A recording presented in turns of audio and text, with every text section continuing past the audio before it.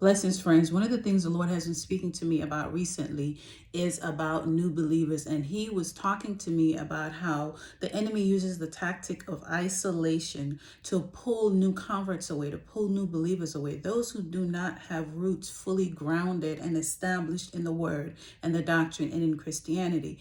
And so He was talking about how they have fragile roots. And you know, when a tree has fragile roots, for example, when a farmer has just planted new crops and he knows the roots are fragile, he protects it from the sun, he protects it from storm, from wind.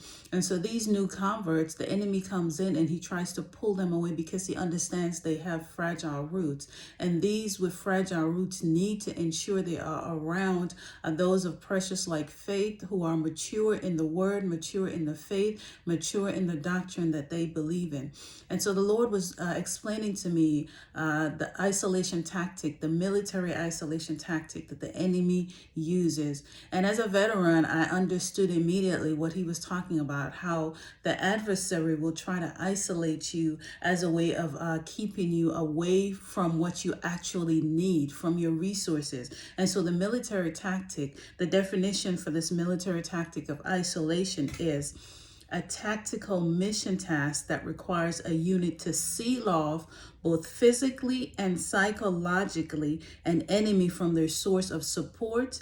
They deny the enemy the freedom of movement and prevent their isolated enemy forces from having contact with other enemy forces. So the enemy wants to isolate you physically, psychologically, and in our case, spiritually, because he wants to seal off your access to resources, your access to movement, and your access to those who can support you and help equip you so you can go further in the kingdom. But the Lord is saying today, new saints and old saints, do not allow the enemy to isolate you from the resources that he has established for you, from the church, from those of precious like faith who can help equip you and spur you on to glory. Listen, do not allow the enemy to isolate you like he did the man in the Gadarenes, the demoniac.